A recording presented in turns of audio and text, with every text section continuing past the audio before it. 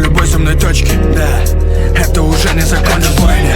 Это не киберспорт и не йога. Мужчина выглядит грубо и делает строго. Мужчина в этих доспехах неукротимый монстр. Он вот-вот взорвется, он разнесет все в пыль в небо. Под подошвой кроссовок их окружают сотни самых жарких красоток. Найди и ты себя в одну из самых дерзких тусовок. Мы тебя ждем, эй, смотри, на что мы способны. Да будет шоу, большая бойня.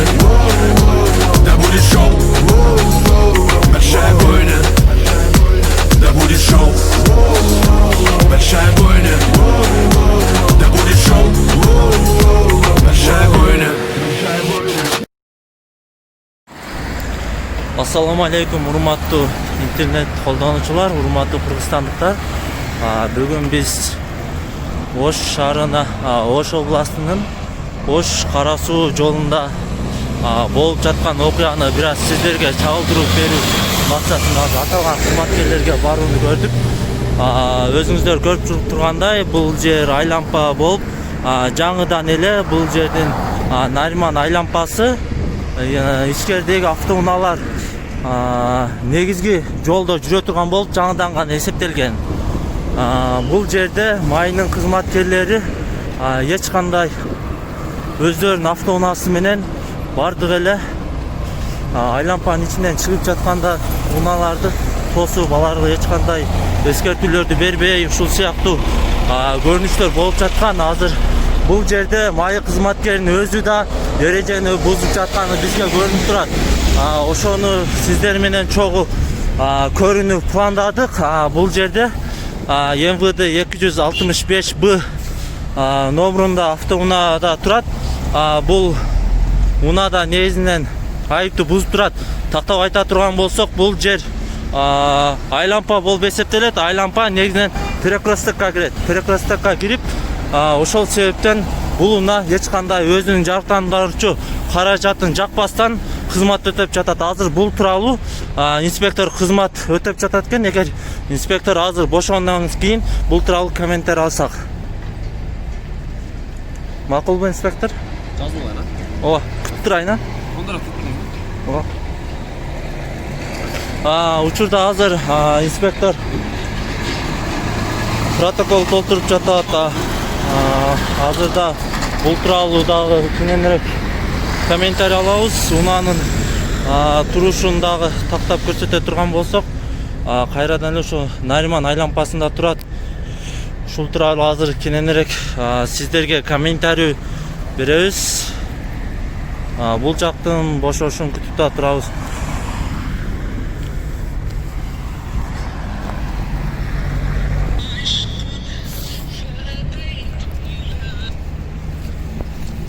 Assalamu alaikum. Кечиресиз, суроо берсем болобу? Бул жак протокол жазып атат экен, анан ошол боюнча сизге суроо берсем болобу? Уна айып бузуп турабы же жөн эле турабы? Кандай дейсиз? Уна. Уна? Ооба. Азырынча уже шамалып кетти. Немесин жандырбабыз. Мигалкасы. Азыр эми айып бузуп турат да турабы ошондо? Сиз кайсы машина келдиңиз? Мен азыр машинам жок, өтүп кетип атып эле пафтный токтодум. Ушу мыйзам бузууну көрүп калып, сиз тура түшүнүңүз. Эгерде жөнөкөй жарандарыбыз мыйзам бузган болсо, телевидение тартып жатат. Сиз азыр мен тартып жатканымды туура кабыл аласызбы? Азыр протокол түзөлү, анда сиздин өзүңүздүн көзүңүзчө иштебей турат да. Мигалка иштебей эле турат, жанбай турат. Кандай дейсиз? Ооба, бирок кызмат өтөөңүзгө протокол түзөлүү. Өзүңүздү бир тааныштырып коюңузчу.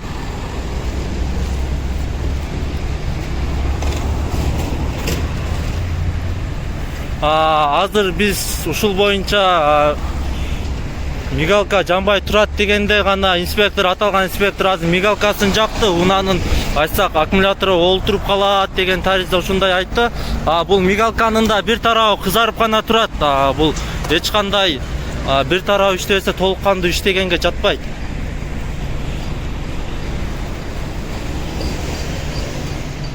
Азыр кандай кылабыз? Мен onu мен неме кылдым, ишет этпей турбайбы? Жок, мен сизге тоскоолдук кылбай атам. Мына тарабыда иштебей турат экен. Жок, протокол түзөбүзбү? Мен ушундай экен да. Протокол түзөбүзбү? Макул, мен сизге мешайт этпейин, эч кандай тоскоолдук кылбай. Протокол түзөбүзбү? Күтүп турайын, макул. Жок, түзөбүзбү? кызматынан турган жеринде айыпта турат деп түзөбүз да кандай түзөт элек?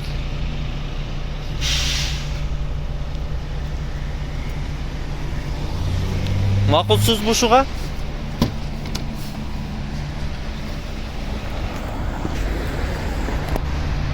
Кандай жооп бересизби, инспектор?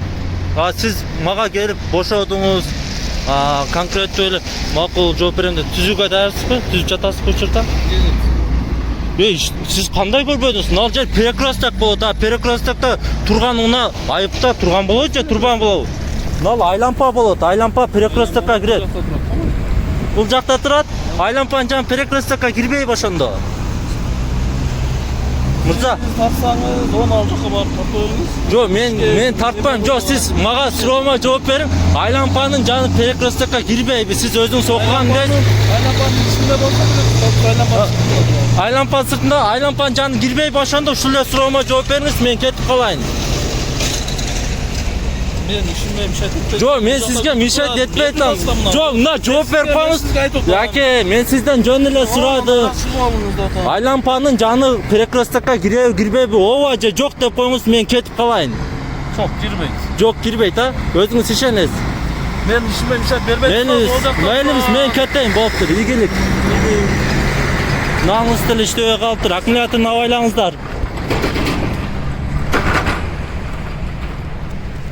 Мына урматтуу туугандар, биздин кызматкерлер ушинтип унааларды тосуп эч кандай өздөрүнүн мыйзам бузса, буларга мыйзам иштебейт да. Эгер жөнөкөй жаран мыйзам бузса, анда аларга иштейт. Ассаламу алейкум, мекендештер. Жогоруда өзүңүздөр тасма көрдүңүздөр. Ошол тасманын чоо жайын сиздерге кыскача комментарий берүү максатында биз ошол тасма тартылган жерге келдик. Нариман айлампасында, Кара Суу районуна караштуу.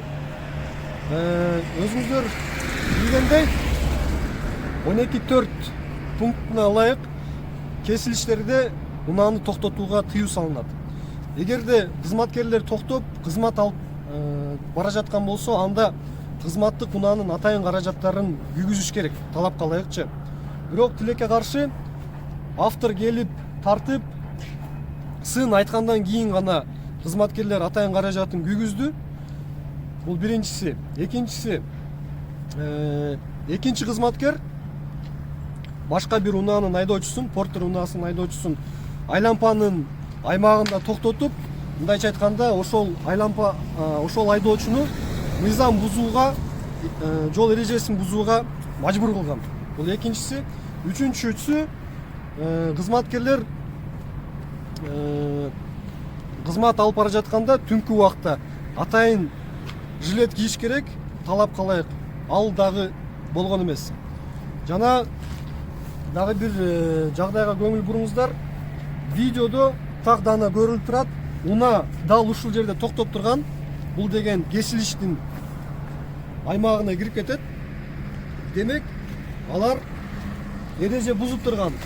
Далил катары өзүңүздөр көрсөңүздөр болот. Мына видеодо бул терезелер жана мына ак дарбаза түшкөн.